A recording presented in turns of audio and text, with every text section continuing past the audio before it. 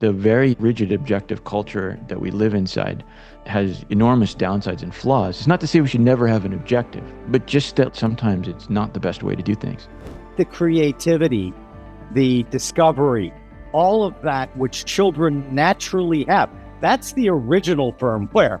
And then we spend all of our time beating it out of them.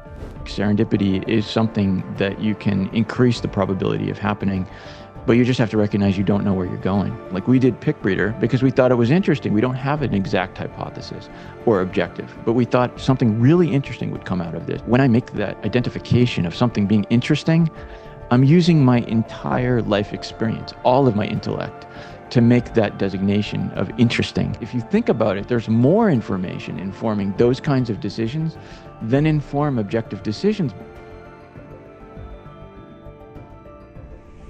Well, hello, everybody. It's Jim O'Shaughnessy with yet another Infinite Loops. I have been looking forward to today's guest. Well, maybe before I even had this podcast, because his book, Why Greatness Can't Be Planned, just hit me dead center because I'm like, that's what I think. My guest is Ken Stanley, who has decades of work showing that complex creative domains from biology to technology often show that ambitious objectives can actually blind us to the stepping stones that make breakthroughs possible. Ken, welcome. And my first question is, are we deterministic thinkers living in a probabilistic world? Well, thank you. That's a good start. Thank you for having me. So are we deterministic thinkers in a probabilistic world? That is a deep philosophical question. I think for practical purposes, I would not think of us as deterministic. But maybe you're getting at a deeper point. So maybe I should let you elaborate the question. Yeah. I say often we are deterministic thinkers living in a probabilistic world, and often hilarity or tragedy ensue. And I guess by that, I mean, I've always kind of naturally been a nonlinear kind of experimental guy. And I caught a lot of hell for it when I was like a teenager. I used to go to Tower Records and like buy dozens of CDs at random just to see what I was missing. And I would go home and my parents would say, what are you doing? And they were nonplussed, to say the least. I very much have guided most of my life by the kind of stepping stone path that you embrace and do such a great job of explaining to people. And I often think that we let objectives or we must achieve A, B, and C. We let those blind us to all of the other letters in the alphabet. Yeah, I see where you're going. Yeah, I missed the opportunity there to connect. Yeah, I see what you mean now when you say we're deterministic thinkers. It's true that at least culturally, I think we do tend to try to make the world deterministic in our thinking. And we set objectives as just a matter of routine. And we think that kind of a tidy laying out of objectives over time is going to get us to where we want to go. But the world doesn't actually work that way. And so it can lead to trouble. And that is kind of a theme of a lot of the work that I've done. And so I think we're aligned on that point. Yeah, that is kind of how the world is. Another thing that has always kind of worried me, and maybe that's not the right term, but desire for certainty to me seems to be like one of the biggest bugs in human OS. And it leads us to vote for the candidate who proclaims things are A, B, and C, and has a very clear, easy to understand platform, whatever. I mean, CEO, politician, all of the above. And your work, you bring receipts. You've changed a lot of this to code, like Neat, and all of your other work, Hyper Neat, etc. If you wouldn't mind, for listeners and viewers who aren't very familiar with your work, let's start there. Let's start with your early work, and then we'll get to the newest work that I'm really intrigued by. Uh, sure. Yeah. And by the way, I totally agree with what you're saying about certainty. Or it's just actually, I think it comes out in certitude online. You see so much certitude. And that is to me frustrating that like people can't express uncertainty. Everything has to be definitely the way things are, and this is definitely the correct opinion. It's probably not great for public discourse. So okay, just to transition to my own work, then where do I come from, and where does it all begin? I was originally interested in AI, but in a particular aspect of AI. I mean, this goes back to basically like age 8, something like 8 years old. I was always interested in AI, but the particular aspect of AI I was interested in was I was hoping that the computer would do something surprising. That was always what interested me. Like early on, around age 8, I would write code in BASIC, and I would get the computer to have a conversation with me. It definitely wasn't ChatGPT, but it would say things like, "Hey, what's your name?" And I'd say Ken, and they'd say, "Hi, Ken." And I would press myself for a short time that I could do that. But what really started to annoy me was just that I knew what it was going to say, and I wish it would say something interesting. And that kind of grew into an interest in what kinds of processes lead to unpredictable, interesting types of innovation over time. And it's both like from the perspective of like how do humans over time innovate and invent things that are not necessarily predictable, but also how do things like humans get invented over the evolutionary process that produced us, or biological evolution. And so by the time I got to grad school, the thing that I was zeroing in on was how does a process like evolution succeed in creating what appears to be increasing complexity over eons. And of course, not every evolutionary lineage necessarily is increasing in complexity, but some lineages, including our own, have astronomical increases, like up to the 100 trillion connections in the human brain. And I was trying to understand algorithmically, because I'm in computer science, I'm not a biologist. I wanted to understand algorithmically how can a process like that actually happen inside of a computer? Because at that time, I believed that it's probably the best way to get to human-like AI is to understand the process that generates things like us rather than trying to reverse engineer how we work. That was sort of how I saw things. I thought reverse engineering a 100 trillion component machine is probably really, really hard. But just trying to recapitulate something like evolution, which looks relatively more simple to explain, might be easier to get off the ground faster. And so that's what led to inventing this thing called neuroevolution of augmenting topologies, or NEAT, which is basically just an algorithm that through an evolutionary algorithm would evolve neural networks, which are the same things we have today in large language models, but much smaller back then, but could evolve them of increasing complexity. So over generations of this evolutionary process in the computer, the neural networks would get more and more complex. And the NEAT algorithm was an attempt to abstract that kind of a process into the computer, and it could indeed evolve increasingly complex artificial neural networks. So that's sort of where I got started. That was my PhD dissertation, was on these increasingly complex networks. There's a long story from there to get to like today, or through how did we end up having a book, which is sort of an anti-objective manifesto. But maybe I should pause there since we got to the beginning at least. Yeah, I think what's super cool to me about NEAT, to more fully explain it for everyone listening and watching, is you trained it for people to focus on what caught their eye, right? And stop me if I'm butchering the explanation here, but out of just that focus of what caught their eye, really incredible images like skulls, like a variety of things appear, if I'm remembering correctly. I played around with it quite extensively. Hmm. And I just was so fascinated. And I personally saw, I'm sure you're familiar with the game of life. That was, I think that was in the 70s, right? And I saw a clear connection there. I also, I don't know if you're familiar with the work of Howard Bloom, who wrote the book, The God Problem. If not, you might like to read it because he basically spends the entire book trying to answer your question. How he, of course, assumes a godless cosmos, right? That's his stipulation one. And he's like, okay, if you grant me, just for sake of argument, that there is no watchmaker, uh, how on earth did the cosmos do what it did?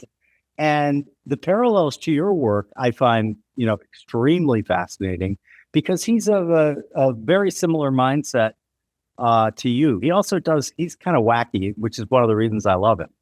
But he studies nature, bees, ants, termites.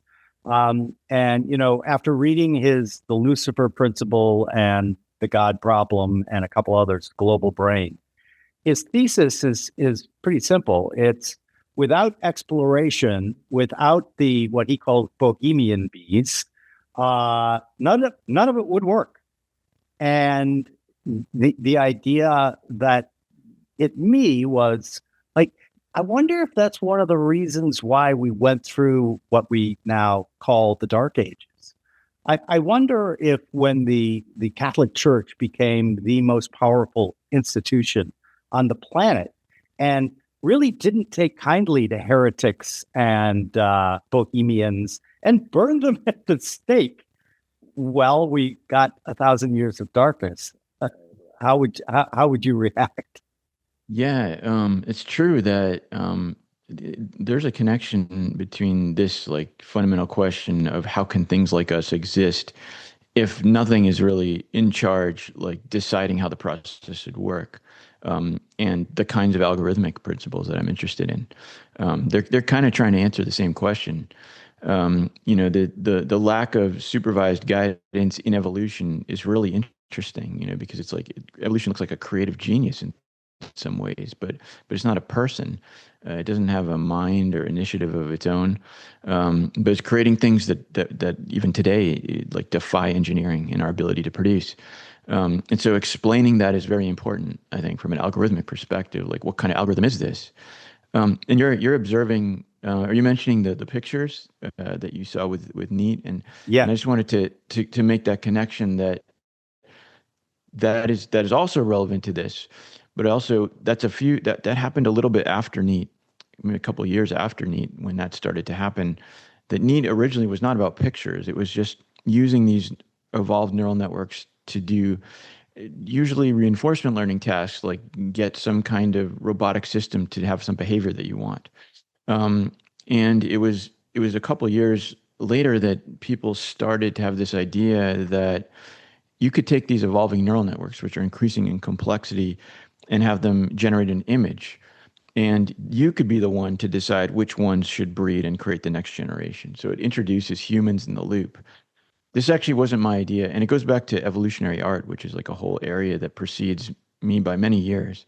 But people's idea basically was, let's combine evolutionary art with Neat. And they started doing that in standalone apps, which are little known today. Hardly anyone knows that these existed, but they were called Neat-based genetic art apps. yeah, Um, and and yeah, that's what I was. You're right. My bad for yeah. I should have made that more specific. yeah, so I started playing with those. I mean, I was amazed by them in some way, because like it was Neat was my idea, but the idea of generating art with it was not my idea. Um, and it was so cool. Like, it was something I hadn't thought of doing with it, because one of the things about it is that because these neural networks are increasing in complexity, you can actually see the increases in complexity visually, like through the evolutionary process with the art. So it's like it gives you kind of an intuitive lens down to what's going on inside. Like, how is complexity increasing over time, by seeing the images on the surface. And so for me, it was like very educational. And many people maybe saw it more like a toy, like it's a way of getting some pretty image or something, or just exploring spaces of possibilities. But I felt like I was learning something really deep, when I was playing with it. And it led us to have an idea which was initiated by Jimmy Secretan, who was a student at the time, who was in my research group at the University of Central Florida, and he said, maybe we should actually create a crowdsourced version of this, like not just a standalone app, but like put it on the web for everybody. And then like if you evolved something cool, I could see it online and I could continue breeding it from there. And I thought that was just an amazing idea. Like it's so interesting because it means the evolutionary process goes basically forever. And maybe we could see something analogous, like very different and very less grandiose than say evolution on Earth, but in some ways an analogy to evolution on Earth, which is this continual divergent process of exploration that never ends and increases in complexity. And it would just be image space, but it sounded really amazing. I mean, it's never been done before. So that's what led us to create this pick breeder system, which is the system that most people are familiar with. This kind of neat-based genetic art through was the pick breeder. So we put together pick breeder and put it out on the web, and indeed, many people. It turned into a couple thousand people probably, which isn't huge by any modern standard, but it was enough to get this large evolutionary kind of tree of life to grow inside the system on the internet. And we saw like an unbelievable flowering of discoveries. And you might think, well, why is it unbelievable? What's so surprising about this? And the reason it's surprising is because the space that you're in, which is basically just a certain kind of special neural network that we call the CPPN, but it was a kind of neural network space. The vast majority of things that it could draw as images are just total garbage, like 99.99999% of the space. And this relates back to this kind of question, that you framed around this, like from the last question you asked of, like, how can there be all this complexity in the universe without any kind of guidance? When most things, just like random constellations of particles, are just garbage. It's just space waste. And so where does all this interesting stuff come from? And pick breeder sort of begs this question too, because like you're seeing over and over again astonishingly meaningful discoveries, like a butterfly or a skull or something that looks like the planet Jupiter or a car, in a space where those are like this infinitesimal tiny part of what's possible. And you have to explain, and it makes us want to explain, even though they're humans in the loop, and that's a big difference from evolution. But even with that, how could they possibly have consistently found these unbelievably unlikely needles in a haystack over and over and over again? There's got to be some reason for that. And so that led to, I think, a lot of insights about how systems like this really work. And then specifically, let's keep going on that. So let's go on to the insights and then what the additional hypotheses and theses you came up with. Yeah, so there was a really cool insight. Actually, recently there's been another insight. There's actually two really deep insights, but the more famous one that's been around for a while is this insight about objectives. And so it's happened because after Picbreeder was around for a couple of years, and it's worth noting that like we didn't really have a hypothesis. Like, what's the scientific hypothesis? Like a lot of people think the scientific method is you have a hypothesis, then you do an experiment. This didn't work that way. This is more like, let's just do the experiment, then we'll figure out what the hypothesis should be. Because I was sure that like if you just crowdsource the whole world in this complexifying space, something interesting will happen. I wasn't exactly sure what, but I was sure we would learn from it. Part of the reason is because like a real challenge with evolution on Earth is that you have to go into the fossil record to actually know anything about what actually happened. It's like digging in the dirt. Enormous amounts of effort is involved, and not everything in the chain is even findable. And so like there's a poverty of information to really reconstruct the entire chain of events. But what's really cool about Picbreeder is that we do know everything. There's no digging in the dirt. Everything, every single step of every single choice has been recorded. And so that made me think we're going to be able to extract like a really deep lesson here. I don't know what it is, but we will. And indeed, that's what happened. And it happened in a way that I didn't expect. But basically, what happened was I was playing with Picbreeder myself, and I saw an alien face. It looked like E.T. from that movie E.T., that '80s movie. If anybody knows that, it looked a lot to me like E.T. And I thought, and someone else had bred this face, so it wasn't me. but it was on the site. So I thought, oh, this would be fun because I can get more aliens because that's kind of how it works. Like once somebody finds something, you can get variations of it. So I was like, let's get variations of ET. And I was playing this game, but then this really weird thing happened, which is that his eyes, they started to descend like down the face. And I suddenly noticed that it looked like wheels. It's like he has a really kind of flat face or thin. And so when the eyes went to the bottom, it looked kind of like a car with wheels underneath. And it struck me that I was in car space now, no longer in alien face space. And so after that, I could steer it to something that looked pretty well like a car. Um, and you may think, well, great, good for you. You found a car. Like, what's so exciting about this? But actually, to me, it was a huge epiphany, life altering. Actually, it turns out, I maybe didn't know at the time it would be life altering, but it was huge because I was started to become obsessed with the observation that I wasn't trying to get a car. Like I hadn't been thinking about cars. And it occurred to me that if I had been, like if I had wanted to get a car, I would not have chosen that alien face. I would have thought there's no way that's going to become a car because it's a face. But it turned out I did need it. And the only reason I get it is because I wasn't trying to get a car. So I was thinking, like, how could this be? Like, because it seemed to defy a lot of lessons I'd learned, like in engineering and computer science, that the way you actually accomplish things in this world is that you set a goal and then you move towards it deliberately. And this is like a really deep cultural thing. It's not just in computer science, but it's like across our culture. And in fact, I would say it's the world culture. It's not just like Western culture. It's the whole world is like this now. Um, and I was thinking, here's a case where the only way to achieve this thing would be to not be trying to do it. And so I thought, okay, let's see. Now I'm curious, like, how often does this occur in Picbreeder, like in the history of all the images that have been discovered? We've got butterflies and skulls and planets and other animals and faces, and there's all kinds of stuff there. So we said, okay, let's go back and look at the history. And it turns out that almost every single time this is the story. Like you would think, I mean, I would probably thought that this is some kind of like lottery win, like where it's like extremely lucky, like this would never happen again, like a huge coincidence. But actually, it's always what happens, is that somebody finds something that does not resemble the ultimate discovery, but then the person who makes the ultimate discovery branches from that serendipitous discovery and realizes that this leads to something else, and then is opportunistic and gets that other thing. And so it's not an exception, it's a rule. Like that the only way to find things in Pickbreeder is to not be looking for them. And so that kind of generalized this observation that this is actually a general principle. So then I became obsessed with this after we saw that, like, because I was like, is this must mean something deeper than just Pickbreeder. Like, what does this mean? Because it violates everything I've ever been taught.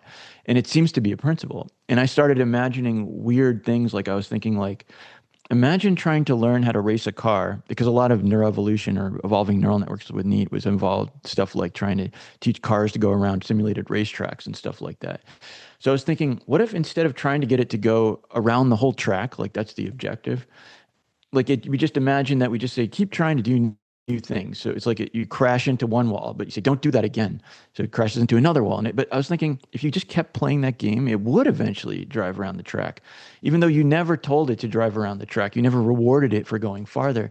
It's just that in the process of trying to find interesting new stuff, it's inevitable that eventually you have to learn something about the world.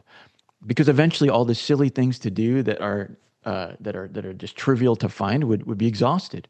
And then you're going to be forced eventually to find something interesting.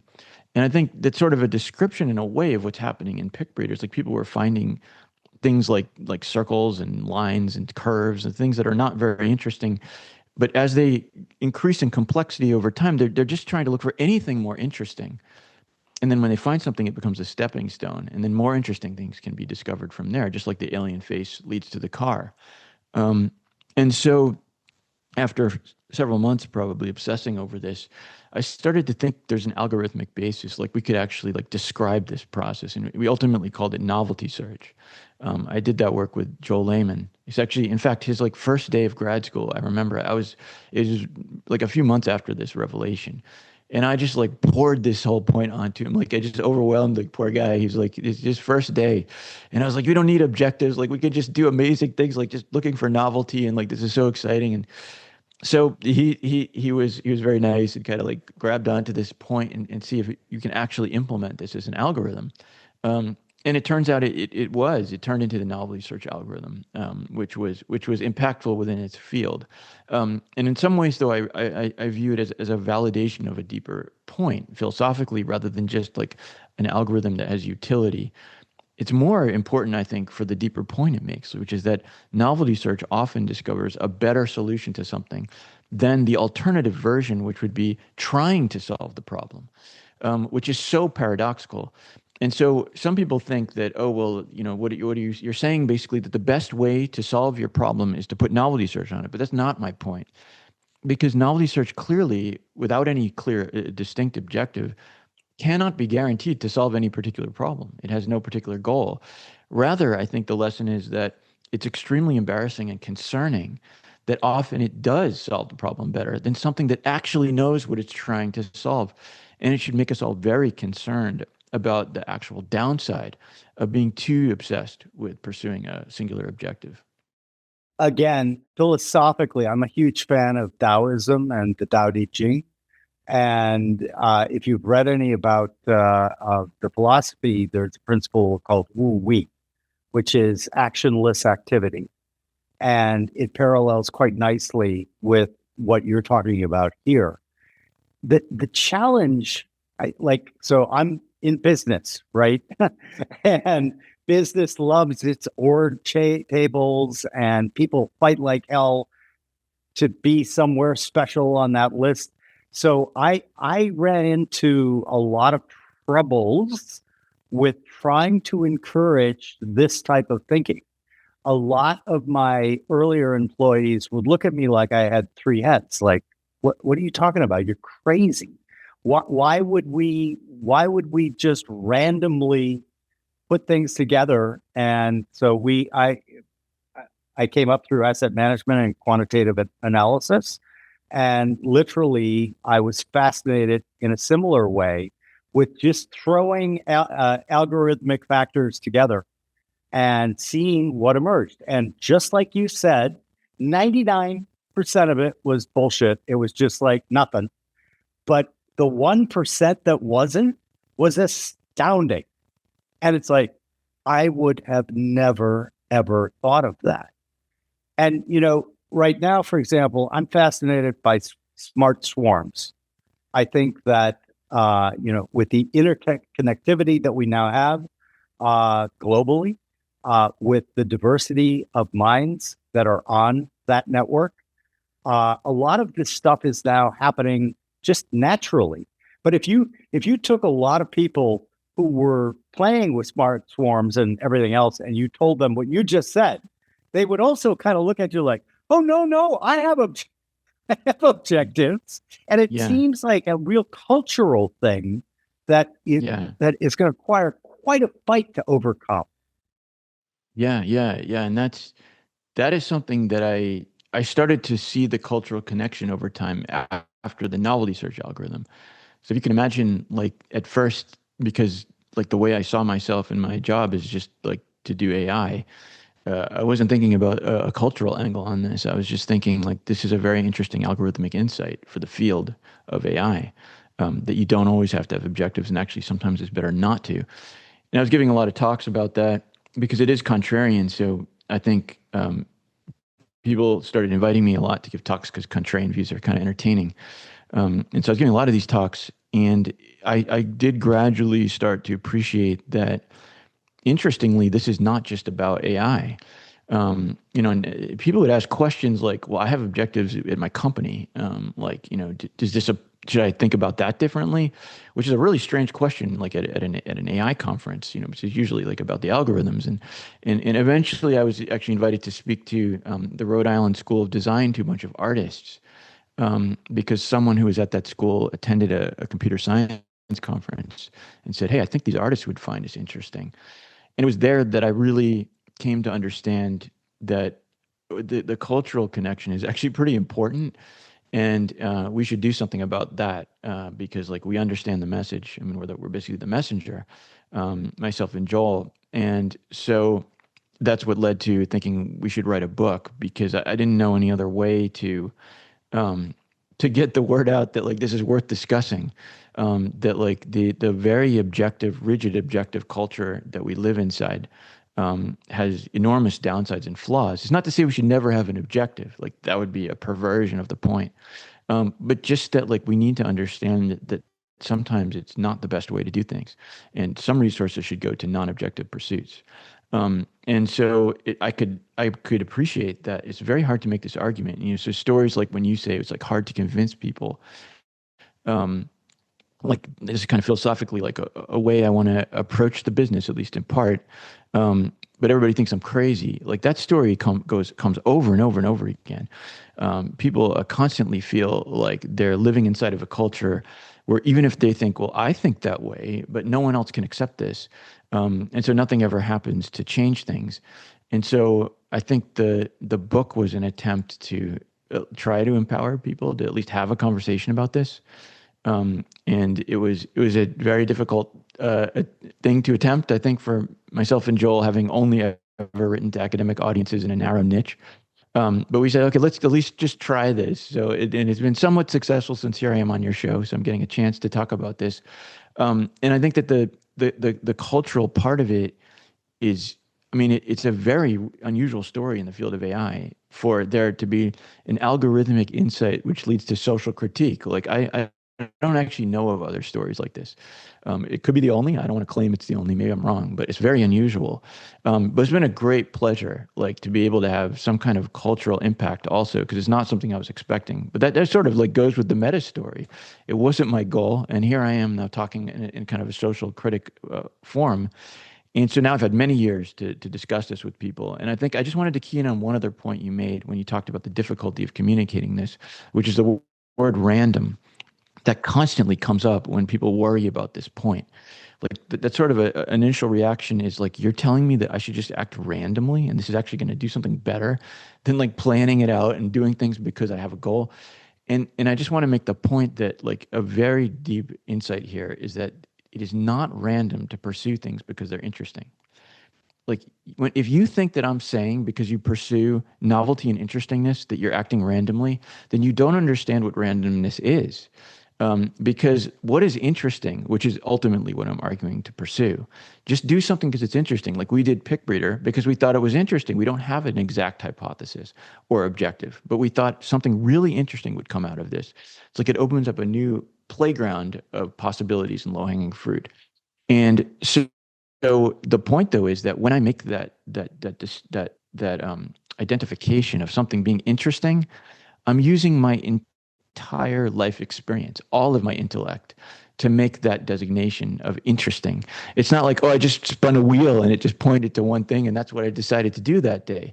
It's like everything I know goes into it. In fact, if you think about it, there's more information informing those kinds of decisions than inform objective decisions, because when you're talking about in a far off objective, you know very little about that situation. That's in the future in a fog. Like I don't know the context, how we got there, what are the stepping stones that lead there. But I do know everything about the past. I know everything that I've ever experienced very well and how it helps to tune my interestingness compass towards pointing in a certain direction. And so it is the complete opposite of random. It's taking advantage of the intuitive understanding of the world that people have built up over decades, which is something that we deny ourselves in our society. Like every time somebody, if somebody goes to their boss and says, well, this would be really interesting, let's try this, they're going to get shut down. Who's going to fund or put resources behind that? It's like, what's the goal? How do we measure progress? Like, it's too risky. Like, that sounds random to me. So we are denying ourselves the opportunity, I think, to use the most valuable resource that we've developed when we invested 20, 30 years of education into a person, and created the unique intuitions that that person has about what's interesting in the world. And it's anything but random. That is such an important point. And one of the things in my own career that I noticed, and again, so quant, which means rule-based, which means algorithmic, but one of the things that I developed over my career was what I call imbued or saturated intuition. It is exactly the point you are making. What happened was this lifetime of experience of learning of seeing all the things that worked and didn't work, that does feed you in your intuition. And so I found myself in the somewhat uncomfortable position of saying to clients, well, I have an intuition about this. And they would look at me like, you know, you're a quant, you can't have intuitions. Right. But Right. but that is where like all of kind of the gold ended up coming from, right? Like, I wonder if we do, like, for example, I started a company in 1999, which was meant to be the first online investment advisor, it was called Netfolio. And what you could do is you could take a little quiz, you could tell your likes and dislikes, and then it would give you a quantitative portfolio, but one that was malleable. That, like, say you don't like smoking. My mom died of emphysema, so I'm very anti-smoking. And Philip Morris was the top of the list. You just kick it off, and then another stock fills it up. But at the same time, the pushback that I got was, well, wait a minute, doesn't that negate all of your back tests on your algorithmic models? And I was like, well, not really, because directionally, it's still going to be the same underlying criteria. And don't get too caught up on the fact that, Philip Morris is being swapped for something else. They have the same underlying characteristics. And that was the other problem that I found myself facing a lot. People get so stuck on labels, they get so stuck on names that it got to the point where even my own staff was like, oh, we can't buy that. And I always noticed it was because they were focused on the name or the label. And I seriously considered taking all the names and ticker symbols out of our system and just giving them numbers, because it would allow people to not have that built-in bias. And we all have built-in biases and often find what we're looking for because we're biased toward finding that. And but the thing that I just find absolutely fascinating about your work and like a lot of what we're doing at my current firm, Mechanizing Ventures, actually fits in really nice with your work. I mentioned to you before we started recording that because we have the on-prem AI and it knows everything about me, I asked it right before we got on was, hey, what do Ken and I have in common?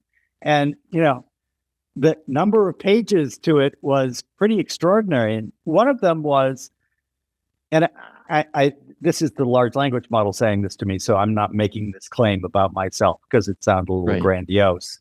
But it said, you institutionalize serendipity. And you do that through your fellowships where you're looking for those bohemian bees. And you're like, well, this is kind of interesting. Again, your term. We give those to what our team finds interesting. And when other people who don't think like that look at our grants, they're like, I'm not seeing a lot of rhyme or reason here.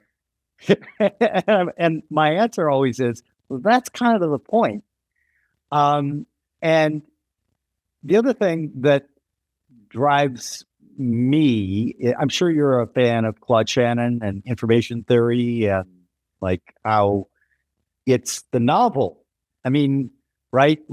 His whole argument was information equals being novel.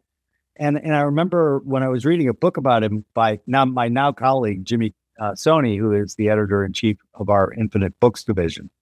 And there was this great quote from Shannon saying basically, like, a poem can be incredibly information rich. A political speech has zero information.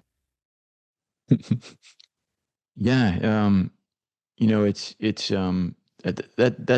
that word serendipity is just completely aligned with the themes in the book. I mean, it's really about serendipity, but it's kind of about, I would say, the idea that you actually can mechanize serendipity. which is super counterintuitive to a lot of people. It seems almost like wrong, like that can't be true. But like because everybody also again associates the word random with serendipity. It's like random good things happening. But the thing is that you have to. One thing that might lead to some caution about that is if you look at the Wikipedia page on serendipity, and if you actually look at the list of serendipitous discoveries, because they have this long list, they're always made by people who have a really good track record, which is very strange if it's random. Like, what help would it be to have a good track record if serendipity is random? Like, if it's random, the best serendipitous discoverer would be somebody like some lunatic on the street just jumping and hitting walls or something like that. And something cool might happen, but that's not the kind of people you see in this list. And it shows that like there's a lot more to serendipity than just randomness. And it's a form of opportunism, but it's also a form of collecting opportunities. I usually call it stepping stones. And so the more stepping stones you collect, the more possible jumping off points you have when the opportunity presents itself. But you don't yet know what opportunity you're looking for, but it allows you to be opportunistic.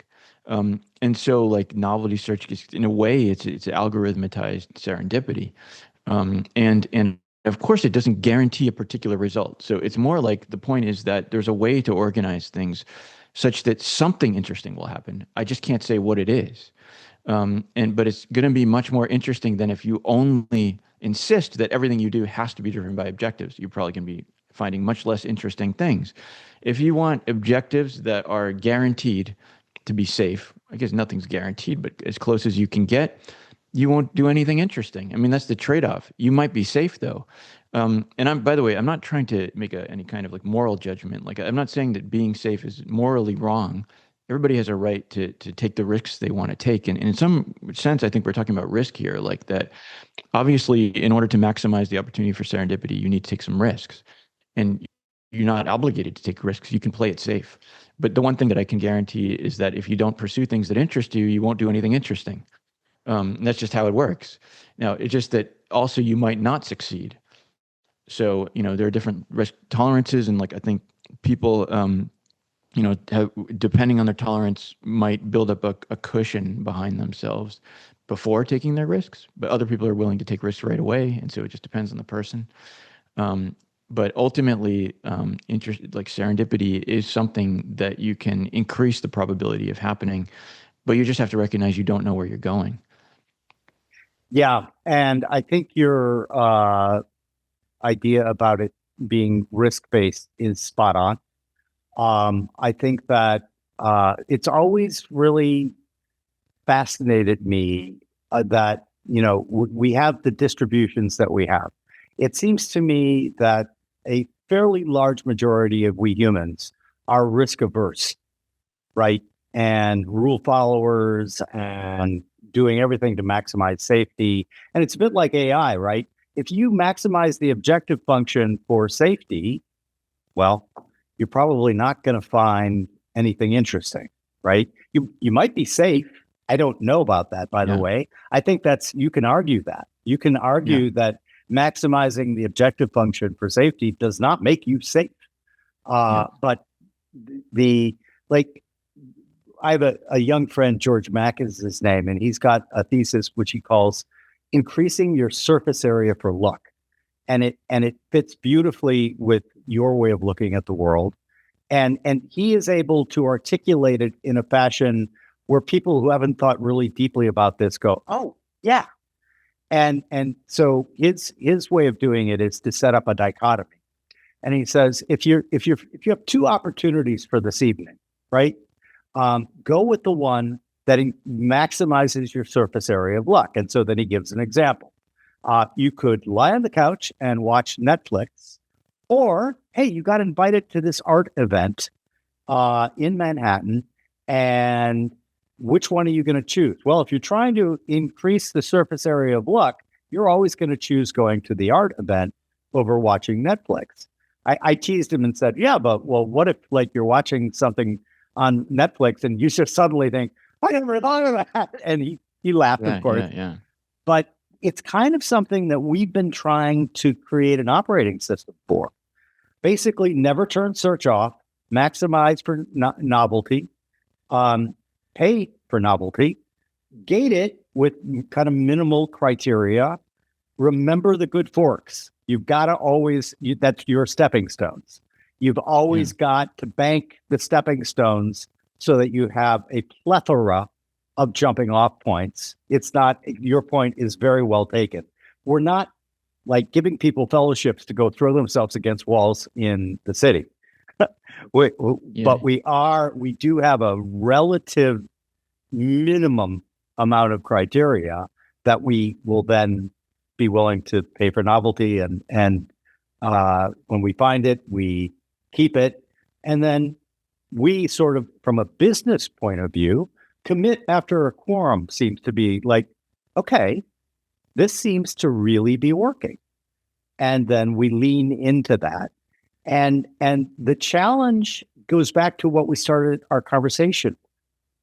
It seems to me that part of our human operating system, this desire for what is ultimately, in my opinion, an illusion of certainty, really, really mucks up the works when you're trying to get people to operate this way. And so another thing that we did was say, okay, look, what I'd like at my company, I'm selling this to my teammates. What I'd like you to do is, okay, if you just budget 30% of your time for just following what really, really interests you. And I've had some good success with that, but overcoming this sort of inertial, because I had one fellow, we didn't end up hiring him, very good guy, but he was like, he had come out of the military and like, he looked at me like, I am coming out of a command and control structure that is going to make it very difficult for me. And then I made the argument to him, well, what do you think destroyed all the old communist societies? It was the command economies, the 4-year plan, the 5-year plan. And guess what? It didn't work. And it's one of the reasons why I believe free markets are much more modeled on this idea, right? Like a command economy is never going to build an iPhone, in my opinion. A command economy is never going to come up with a Rubik's Cube or a pet rock or, fill in the blank. And tell me a little bit more about what you're working on right now, because I find that also very, very fascinating with the idea that, you can really scale the AI to create some pretty interesting, innovative things. Sure. Yeah. I mean, man, you just hit on so many interesting topics there. I'm just thinking there's a lot of things that could be said. I just want to touch on a couple of those because Sure. they brought some couple of things to mind. Like, the issue of, in our book, we called it like a security blanket, like wanting to feel like everything is certain. But it's actually not, is the problem. Like you can create objectives and they make you feel like you know where you're going and also make you feel like you're going to get there because you have a measure that tells you you're moving in the right direction. But the world usually doesn't work that way unless it's a very simple problem. And so like the particular issue that makes the world not work that way is deception. And deception means that it looks like you're going in the right direction, but you're actually not. Or it looks like you're going in the wrong direction, but you're actually going in the right direction. And deception is just completely rife throughout complex spaces. Like that's the way that reality is structured. And this is so like to give a concrete example, like it shows that like we don't know where stepping stones lead. Like if you think about vacuum tubes leading to computers, like the first computers were built on vacuum tubes. But the question is, were the people who worked on vacuum tubes before that thinking about building a computer? And the answer is no. And actually, like, it's an interesting thought experiment. Like, if you went back to the year 1850 or something and got a bunch of brilliant scientists working on vacuum tubes in a room and told them, like, ditch this boring stuff, just build a computer. That would be much more interesting than this, like, tube. Like, who even needs this? like, well, we would have no computers or vacuum tubes, is what's interesting about that. And the reason is because the world is deceptive. It's not clear that a vacuum tube is important for computation. So the only really way to get the vacuum tube registered into the world is to not care about computers, which is totally counterintuitive. Which is why, like, it does make sense, like inside of a company or like the way that you described your own organization, to allow people to follow interest because they need to be able to find those deceptive stepping stones. And sometimes they're really deceptive. Like you said, like in the case where it could be that the things that lead to safety may appear unsafe. And so, and vice versa, like things that are appearing to be safe, like actually might make the world less safe. This is the paradox of deception, or I sometimes call it the objective paradox, which is the reason that like these kinds of endeavors, like how to make the world safe in some totally airtight way that goes on for perpetuity, is almost impossible. Like you can't actually do that, and so it is actually dangerous to pursue that as an objective, which is just counterintuitive and unsatisfying, and strips off the security blanket. Because the whole thing is we want the security blanket to feel like what we're doing is going to get us what we want, which is just eternal safety. For example, from AI. But if the world is deceptive, we could be actually hurting ourselves. And it's grappling with that complexity that's like just unfortunately like the way that we have to operate, like which means there does need to be some room to do things that aren't on the face of it clearly safe. And so, part of the reason like to understand that is that like things evolve over time, like society evolves. And so like checks and balances that once kept things in check, like could eventually turn into something that actually hurts you. And so you can't just have any static view of like, what does it mean to be in a safe world? Everything has to evolve. That's why institutions evolve and the government evolves and things like that. As society evolves, and in some ways, like the most safe institution is probably one that's able to evolve because we need to change as everything in the world changes. But it all goes back to deception. And so I totally agree with this kind of philosophical view of things, that like we can't just constantly try to feel safe. It won't protect us. We just have to deal with the reality that the world is deceptive. And this is why non-objective thinking is really important. And so then that doesn't necessarily segue that naturally to the question of what am I doing now? But I'll try to go to that because that's really the question that you're asking. I just wanted to acknowledge that part of it. Yeah, but before you go there, there's a great example from finance, right? And that is, in the short term, United States Treasury bills are the safest investment you can make. In the long term, they are the riskiest. If you look at the returns to Treasury bills versus bonds versus stocks over very long periods of time, Treasuries in the very short term are very safe. That is correct. Over the long term, a dollar invested back in the late 1920s, inflation adjusted, grows to about $1.80 in Treasury bills, grows to about 300 and odd dollars in stocks. So Yeah. the higher variance investment, which is riskier, of course it is, but I always use that as an example because what you just said is absolutely true.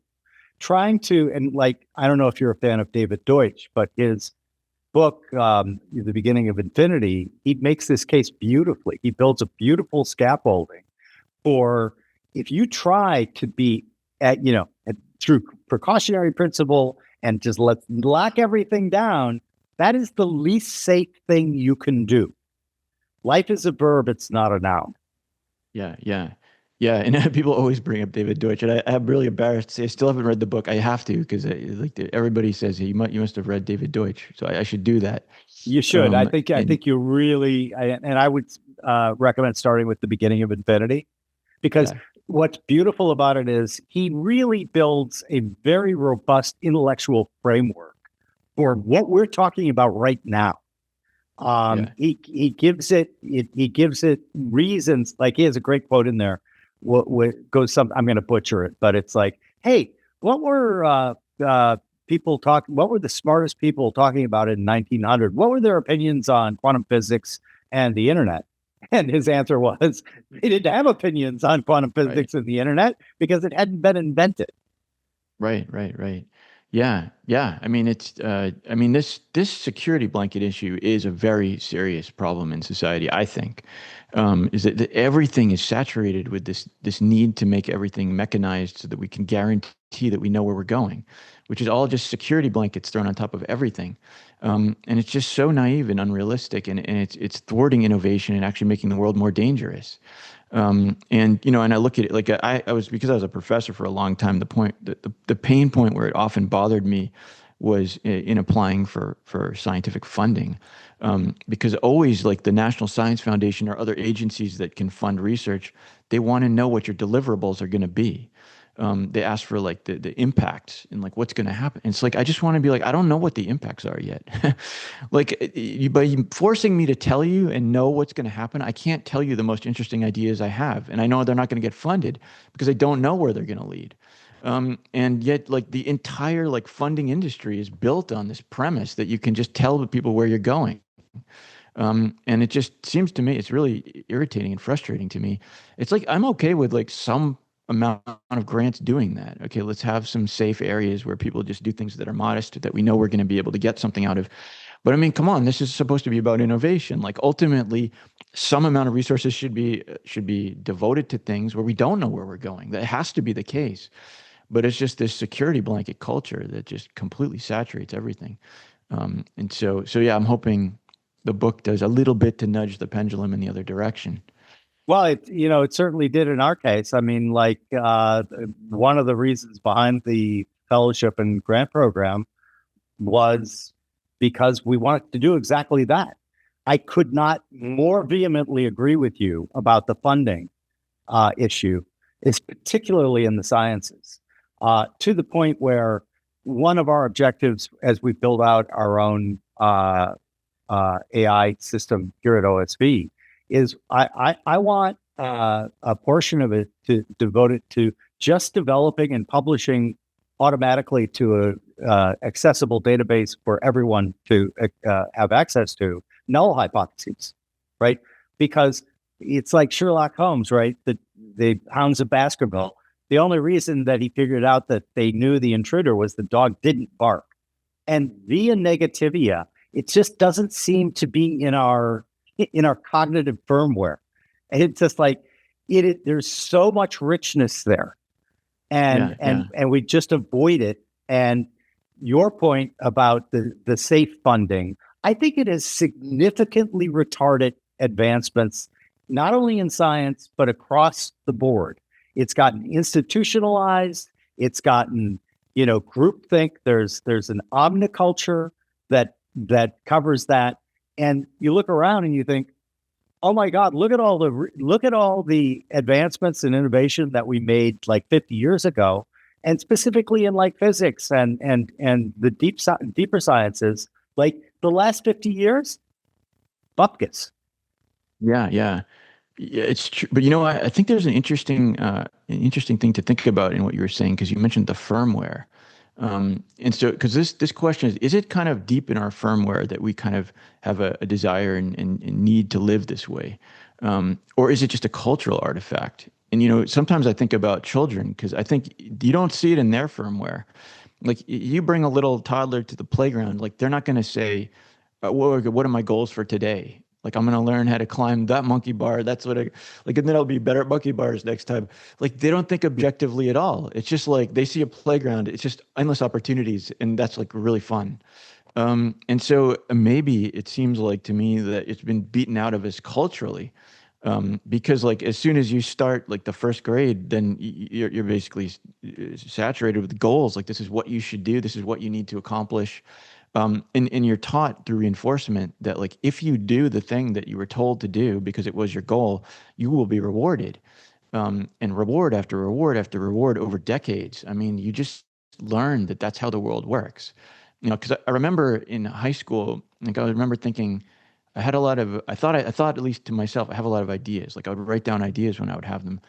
But I actually thought that it's not that useful to have ideas. Like, I explicitly thought that. I was like, it doesn't really help you to have ideas, because, like, how would that help me, like, get A's in school? Or nobody really cares. It's more like for fun.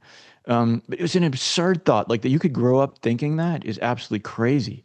It occurred to me later, like somewhere in grad school, that it actually might be useful to have ideas now because, like, I'm supposed to have a PhD thesis. And that really made me feel good. I was like, wow, like finally it might actually be good for me to have an idea. But the fact that it could take like 24 years before somebody thinks, oh, actually, ideas might actually be good, just shows there is some kind of social pathology like that's really hurting things. Like people should not lose that playground mentality completely over the course of life. And the fact we beat it out of them is it's the opposite of what education should be doing. Totally agree. Robert Anton Wilson, who was way ahead of his time, called it the installation of the correct answer machine in young minds. And I have 6 grandchildren, and they range from, a little over 1 to 11. And watching the younger ones, it's just so obvious to me that your point is well taken. It is not an innate part of our firmware. It's cultural. We, we literally, this, I don't want to get on the soapbox because I feel very passionately about this, but like literally, we beat the creativity, the discovery, all of that which children naturally have. That's the original firmware. And then we spend all of our time beating it out of them. And of course, and it's one of the reasons why I think that the current, I have a thesis called The Great Reshuffle, which is basically that I started, 2015. And with the advent of machine learning, with the advent of connectivity, et cetera, that everything was going to get reshuffled. And we're in the middle of it now. And one of the reasons that I think that you see the established elites of today squawking as loudly as they are squawking is because these new ideas and these all of that is coming from a much smaller part of society. But guess what? They're going to topple. It's like the whole accreditation thing. I have deep respect for people who have PhDs. Absolutely. And so I hate this binary, oh, you don't have to go to school and all that.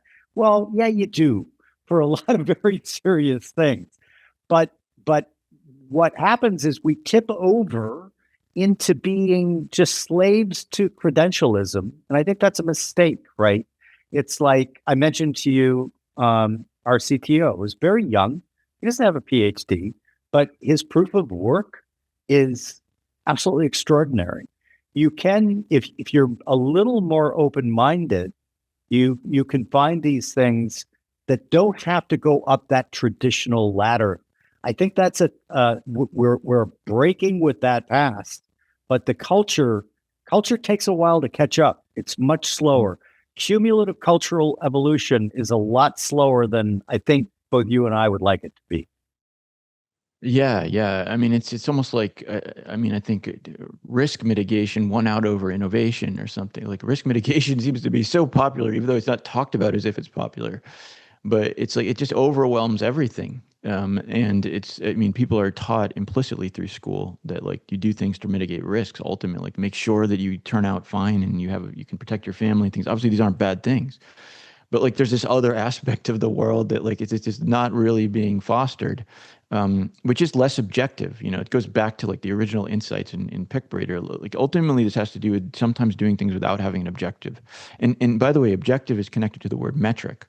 Because like once you have an objective, then you can measure something. So now you have a metric. And so often objectives are expressed through metrics. And these are like the grades and the credentials and all those things. It's an attempt to make everything objective so that we just know what's going to happen, where we're going, who's the best person. Everything's being measured objectively. But the problem is objectives don't get you everywhere, especially in innovative systems. So it's true, like selecting a really great CTO with extremely innovative mindset, like you can't just look to the credential or some objective measure. It's very subtle and implicit, like what actually would make like a real innovator.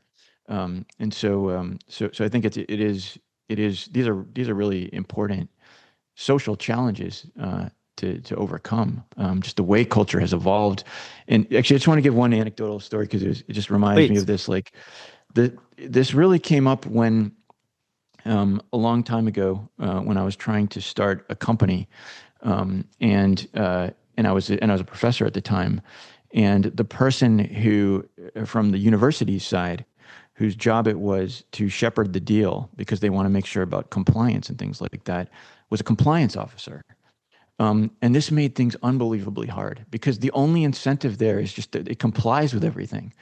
And so there's no like, enthusiasm for just how amazing this could be. It's all just compliance, compliance, compliance. And it made it almost impossible to get this to actually happen, even though the whole thing had so much opportunity for everybody involved. And I just like think, this is like the whole world is like a one compliance officer facing you in front of everything before you can actually get to doing anything interesting just to mitigate risk. It's like that's the only thing we're worried about is risk.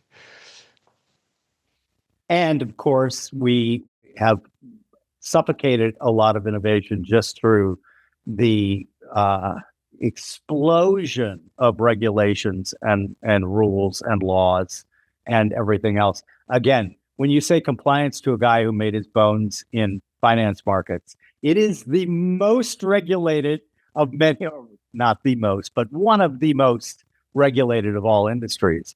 And, I was lucky because I had my own company. I could, yes, of course, we had a compliance officer, but it was not, you're not running things. His name was Ray. Ray, you're not running things. You're here to make sure that no one does anything illegal. Absolutely. But the culture of compliance is oh man, I was briefly at Bear Stearns and they were pretty good about it, but when you saw them coming, it's like, okay, or I went to their offices. I would always joke as I was entering, I'm entering where ideas go to die. Yeah, yeah. I mean, I'm not against complying with rules. I mean, No, I'm pretty no, much of I'm a rule course. following type person, but I mean, it's kind of like it's just trying to reduce every single little piece of risk that could exist in the world. That is just going crazy. And it Like leads to so stasis, which is death. yeah, yeah. I mean, so something bad might happen. Like sometimes like that's okay. It's not always okay, but like every possible failure and misuse of a dollar, like, it's like sometimes it's just okay. Like that's the cost of like taking risks. So we shouldn't be so completely averse to doing things that are interesting. So anyway, yeah, it's I guess we share the discouragement with that stuff. I don't know if We I should. do. Yeah, I would should love I to go get to on. the? I would Yeah. love to get on to fractured entanglement representation hypothesis. Okay, yeah. That does follow well from all of this because it's the second lesson kind of, which is much less known, except for that paper that we very recently put out about this fractured entangled representation hypothesis. Um, it's a lesser known thing, but I think it's equally deep and profound, which is that we observed early on in Picbreeder this other really fascinating thing, which is that the underlying representations of the images, because remember, it was evolved images that were produced by neural networks, that the representation of those images was quite amazing. And if you're not familiar with neural networks, it might not be clear what does it mean to have an amazing representation. We're talking about the way that the image is actually built inside the network, node by neuron, all the way from the bottom to the top. There's a way it's done. And actually, we have ways of visualizing because of the nature of these images how it's being done. So, what are the intermediate images, or you could call them like masks, that are used to build up the image? It's very easy for us to see those. And by looking at and visualizing those, we saw that it was incredible. It was like things like, and what I mean by incredible is things like it had separated out the mouth of the skull in such a way that there was a single weight inside the network, it means one parameter basically, that if you changed the number on that parameter, you could open and close the mouth. And so it's not just a picture of a skull. It looks like a skull on the surface, but it's actually the underlying mechanics of what it means to be a skull. It's like it's deeper than just a picture. It actually understands what a skull is at some level, or at least some of the components are represented in this way. And in some ways, it's like astonishing because like, it seems like you'd have to be an engineer to think of like, how would I organize the representation of a skull so that there's a single knob I can pull that would move the mouth open and closed? It seems like a human must be involved in this. But it isn't like that. Of course, humans are involved in picking the intermediate stepping stones, but they didn't design the underlying representation. Nobody designed it. That's what's so strange about it. It's just emergent. And yet it has this really organized feel, which is as if it was designed. And so that was just an interesting observation. And one thing that occurred to us was that it may be that actually we had noticed that like if you run neat, which is also what's in Picbreeder, we talked about neat at the beginning, to solve a problem, say like to get a robot to go through a maze, if it does solve it, and then if you also run novelty search, which remember is kind of modeled on the non-objective way Picbreeder works, and it solves it. So we have a case here where both algorithms solve it, like the novelty version of neat and the objective driven version of neat. We kept finding that like the version that solves it with novelty would be 3 times more compact, which is a very interesting observation. I'm not sure exactly why would this be, but like when you try to solve the problem, when it's not done objectively, so I guess I shouldn't say you're trying to solve the problem when you're not trying to solve it, but as a side effect of just exploring, you actually do accidentally solve it. Your representation is way more compact than if you actually are trying to solve the problem. And then if you couple that with the observation in Picbreeder of these beautiful representations, it's intriguing. So then we should ask ourselves, like, well, much of machine learning as a field is about setting an objective and then using gradient descent or backpropagation on a neural network, which means moving towards an objective on purpose deliberately. And much of the field tries to do it that way, like stochastic gradient descent. Maybe those resultant underlying representations are actually pretty bad. And so we thought let's see what happens if we try to get the usual conventional way of learning, the SGD or stochastic gradient descent, to output Picbreeder images and just see what it looks like inside. And indeed, it was terrible. It's like really terrible. It's just like a giant mishmash of meaningless blobs, which somehow all come together to make the skull, for example. But like it doesn't look like how you would decompose a skull. And that's what we called fractured entangled representation. It's fractured. The words have a certain meaning, like fractured in the sense that things that should be unified together, like the left and right side of a face, are actually broken apart inside so that they're not connected. So it means like you could mess up the left side and the right side would do nothing. And so they're not connected the way you would expect them to be, because that's what symmetry is there's a connection there. And so in the FER, fractured entangled representation, we'd have this kind of fracture that we could see it explicitly. And it's also entangled, which means that things that shouldn't be involved with each other are. So it's like if you change the size of the eye, like the background changes or something like that. Like these things shouldn't be entangled at all, but they are. So there's fracture and entanglement all throughout the representation. And then in neat, in the Picbreeder version, which wasn't objectively discovered, it's the opposite. Beautiful decomposition. Like you could actually understand how it built this thing just by eyeballing it. Like you don't need to be an expert in the field. It's just obvious that it was decomposed into meaningful parts. And so this paper, and we called that unified factored representation, sort of the opposite of fractured and entangled. And so this paper just shows this, like it shows the contrast visually, and says, what does it mean? Like, what does it mean that the way you got to the solution changes the underlying nature of the solution? See, what this is about is deceptive appearances. It's like both look just as good, like both produce a beautiful skull, the same skull, but like underneath the hood, one is kind of an imposter. It's like a complete piece of junk, and the other one is beautiful. And so what does that mean? Like there's many possible implications. Like one possible implication is that what you could do with that skull going forward is very different. So like to imagine new skulls or new faces or things like that is much easier if the representation is unified and factored than if it's fractured and entangled. And we showed this in the paper that like you can do what we call weight sweeps and see that like it's easy to get new kinds of images that mean something if you have the UFR version, the good version. It's the opposite with the other one.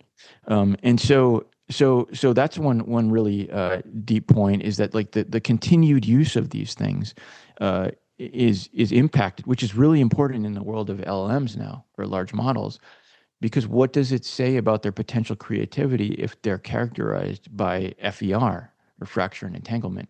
We don't know. It's not as easy to look inside these big neural networks and know, but this is a hint it might be like that. And so it sort of raises the question. And then the second big question is, why is the representation so much better when you find something open-endedly without an objective versus when you find it with an objective? What's the reason for that? Because if we understood the reason for that, then we could algorithmically exploit that to make sure that the representation is good. And so I think everybody who's reading that paper is thinking about this now. Like, what is this? Like, how do we abstract this lesson in a way that we can actually formalize? But actually, I wanted to mention a third point because it's the cultural point, which is funny that this comes up again, that we can make a cultural point. But if you think about it, and this is something I've really been very recently thinking about, this idea that the way that you got to where you are can matter more than where you are. It's not just about neural networks. Like, that's also about life, because it's like, who is the person you became, even though you're successful, as a result of the path you took? Like, that might matter a lot for what happens in the future. And it's not even just about people. Like, it's even like companies. Like, the path you took to become a successful company, to have high profit, whatever it is that you're looking for, to be a unicorn, might mean that the way you are inside is still FER. So it's still fractured and entangled. And what that means basically is that you aren't flexible and adaptable to change in the world because you came to this solution in a very objective way. And even though you succeeded, you're paying a cost that's invisible right now. And I think that's really intriguing, to think about this, like in the broader social human context than just in terms of algorithmic optimization, that it may have further implications there, that the path you take actually matters a lot to who you became, and who you actually want to be. Like, who are you on the inside? And so that's something that I could imagine it could be another book, but I'm not exactly planning to write a book right now. But it has kind of the feel of the original book. Like, there's a lesson there that's really interesting. I am absolutely fascinated by that. I have thought about, I'm a journal keeper, and I've kept journals since I was 18, and I'm 65. So I have the ability to look back. And I was looking for a journal, but it's down there buried under some stuff. But what I was going to show you was a graphic representation that I wrote when I was 23. Basically what you just said. And it was me at that point, and I put all of these tree paths out. And one of the notes that I made under it was, these matter. These will go back and fall back in on themselves. And the path that you end up taking is going to matter. It's going to matter if you took it like the traditional way. I was oriented much more towards the non-traditional way of doing things. Like, again, when I founded my first company when I was 28, it was an asset management company. And I was telling a friend about it, and he goes, "Oh, cool. Who's your backer?" And I went, I don't have a backer. And he just looked at me and he goes, "Jimmy, you're going to fail." And I was like, well, I think that I've discovered some pretty cool things. I'm going to write a book about it. And I think that book is going to be my calling card. And he was about 20 years older than me. He just shook his head and was like, "Oh, you poor naive young man. There's no way that is going to work." But even the first book that I wrote, called Invest Like the Best, which basically showed that you could, back to the idea of people getting obsessed on labels and names. When I first got exposed to the stock market, everyone was talking about the CEO or, the company. They were just talking about that particular thing. And I was like a teenager, and I was like, I think you should look at the underlying structure of these companies and see what unites them there. And that was what my first book was about, how you could clone any of your favorite money managers by putting the stocks that they own in their portfolios over time on a big database, sucking out what the variables were, right? So this manager loves companies that have high forecasted growth and low PEs, whatever the combination, and to abstract that knowledge and make it an algorithm. And but then that gave me the idea, oh, hell's bells. There's no Baedeker guide to, like everyone says, I like stocks with low PE. All right, show me how they perform. And I went looking, and there was some academic work by French and Fama, but only on Price the Book. And that gave me the book that actually did make my career, What Was on Wall Street. And so I love that notion. I really think you should turn it into a book, because I think it also has a much broader cultural impact, as you yourself were implying. Yeah, that's a great story. Yeah, it's true. I mean, it's I hadn't thought about it as much over my life, but it is intriguing, and it's very culturally relevant. Like how much the path can matter, even if you're successful. Which just means you met the objective criteria that you were hoping to meet. So it's just another downside of objective thinking. And I was talking to another podcast interviewer about this, and he often advises founders, is what kind of his normal work is, and he was saying, like a lot of founders, they get to their milestone, that they do what they were hoping to do, but they're getting divorced and they're depressed and all their employees hate them, and it's like there's all this other stuff that comes, which is like part of just being objective. It's like if you're just only objective and you pursue things in the most deliberate, determined way, you have to get to this point, and that's the only point you care about. Like there's all these casualties in the underlying, well, in the neural net we call it the representation, but here it's like the underlying fabric of your life, just how it's interconnected. That's just really, I think it's just very thought provoking, that there's a way to get to a point that's more virtuous than another. And it's not just about moral things. I mean, it relates to things like creativity, because if you think about like the difference between somebody who got like a great score on some college test, but got there by always following the textbook, always acing all the tests on the road, versus somebody who got there, also did well on that test, but got there through a completely different path of inventing things for themselves, exploring for themselves, maybe having contrarian opinions that they looked into on their own for their own purposes. Like that person is coming in with a completely different representation of reality. And so the question is, like, given these two people who both aced the test, which one is going to have a more interesting future career? And it's probably path dependent. I mean, obviously, I think it's probably the more creative path, but even if it wasn't, it still shows path dependency. It's like how you got there is going to affect what you're going to do with that success in the future, what kind of person you're going to be. And there's just endless things to think about there, because I think it can kind of diffuse a little bit of objective obsession in the feeling that the only thing that matters is like the final metric of where you've gotten. Like it sort of helps to show why you don't have to feel like that, because I think that's a very stressful way of looking at the world. It's like, this is the only measure of my success. To understand that, like, you're not just successful just because you met the metric. There's a lot more to it than that, and actually some of that other stuff is more important. And even if you don't meet the metric, the other stuff could still be good. And so like life is much more complicated than that. Yeah, we have an informal heuristic that we are far more interested in the second of your two candidates, the one who got there in a circuitous or in a very non-traditional path. Now, it doesn't always work. Like nothing always works, but we have found that it's worked pretty well for us when we're working with people. The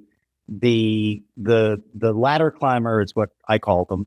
The ladder climber, great, good for you, God bless.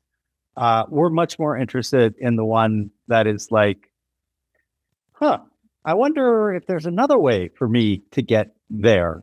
That ladder, yeah, but I bet I could do a very clever thing. It's like the old Prussian general who was asked, how do you determine where you're going to send a soldier? And he had a matrix. And the part of the matrix was lazy and clever was his best thing because he said, promote to the highest part of command. And foolish and lazy, they were cannon fodder, but the clever and lazy, because they will almost by definition figure out a way to do it Right. more efficiently, more Yeah. elegantly, whatever you have. I cannot believe that you and I have been talking for nearly 90 minutes. My producer is just texting me. This has been absolutely fascinating. I hope you enjoyed it as well. I love your work. Everyone listening, buy his book, read his paper. This is really fascinating stuff, and you need to understand it, because the world we're going into, I think, is going to be you're going to be a lot more successful, whatever you want to be doing, if you understand the way Ken looks at the world. As if you've ever listened to the podcast, you know that our last question here is always kind of a fun one, because it's very different from your perspective. But that is, we're going to make you emperor of the world. You are the emperor of the world, and you cannot put anyone in a re-education camp. You cannot kill anyone. But what you can do is, we're going to give you a magic microphone. You can say 2 things into it that will incept the entire population of the world. The next morning, whenever their next morning is, they're going to wake up and think, that's really interesting, these 2 ideas I've just had. I'm going to pursue both of them. What are you going to incept into the world, Ken? And you said 2 words, or is that... No, 2 ideas. They can. Oh, they 2 can be ideas. Yeah, 2 ideas. Okay. Yeah. So yeah, first I just want to say that this also was a really fast 90 minutes. I really enjoyed it. Thank you for this. Thank you for this opportunity. And so, what do I want to incept into the world? Well, first, just that try to imagine what you would do if you had a day where you had no objectives, and what would you do? And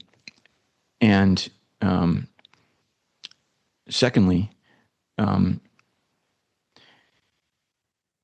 sort of going back to the second main insight that we talked about, I think it would be interesting. Well, actually, but I'm supposed to be commanding the world in some way. Is that right? So I need to. Well, think of yourself as more of you are the world whisperer. Okay. Yeah. Here's what I'll do. All the universities and colleges, you can no longer consider grades in admissions, and there's no more grant applications. You're not allowed to make people apply for funding. Figure out how to operate and how to get the right people into the university. I love both of those. Man, if that one actually happened, just think of the Cambrian-like explosion of innovation and interesting ideas. Ken, this has been so much fun. Thank you for your time. Thank you for the book. I recommend it highly, and really delighted to finally be able to have a chat with you. Likewise. Yeah. Thank you. This was great. I wish we had longer. It was a lot of fun.